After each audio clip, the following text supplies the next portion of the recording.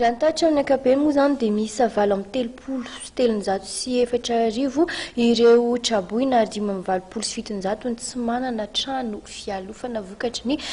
fandalovany andro ratsy delihoe izay. Ivadika lafim-baovao hafa kosa isika ao anatin'ny tontolon'ny fandraharahana raha nanao jeri-todika ny taona 20 sy 20 ny filohan'ny Goticom Gil Razafintsalama dia nanambara fa nanohy hatrany sy ny asany ireo mpandraharaha mivondrona ao anatin'izany vondrona izany ary efa manomboka manana ny toerana ireo varotra mampiasa ny teknolojia vaovao na ny commerce elektronika hotoizana amin'ny ity taona 20 sy 20 ity araka izany ireo ezaka izay efa natao raha ny voalazany.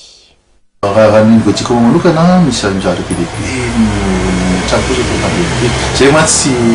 ny zavatra amin'ny trano dia mandeha foana ny asa atao foana. Ohatran'izany zao zay natokany ny asa be tamin'ireo resaka lalàna momba ny commerce elektronika ireny.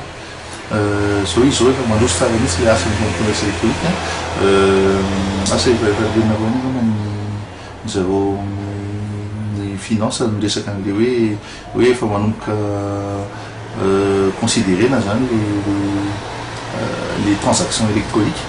dia zava-dehibe zany ny Goticom satria dikan'izay zany afaka miatehitra betsaka koa tsika ny teknolojia vaovao amin'ny fahazarona valeur ajoutée. Dia iny zay zany isan'ny zava-dehibe indrindra vita tamin'ny taona 2013 iny rotoizina amin'ny 2014 fa zao raha ohatra ka hoe mizotra tsara daholo ny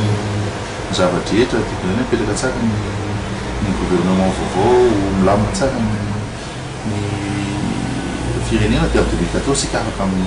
mieritreritra amin'izay ndao tsika ampitombo le orinasa izay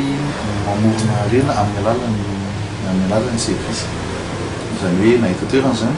tiako lazaina amin'izany hoe PDB anke le étateurana le mbola azo atao na resaka finance paiement zavatra azo avy paiement par mobile fotsiny ohatra ny ahafahana midévelopper européen paiement eto amin'ny étateurana sy ny any ivelany tiako zany hoe le mivarotra afaka mandeha mitady lalam-barotra amin'ny marché any ivelany PDB ny azo atao fa rehefa milamina ny tany sy fanjakana rehefa mipetraka tsara ny institution dia afaka dirana amin'izay zay.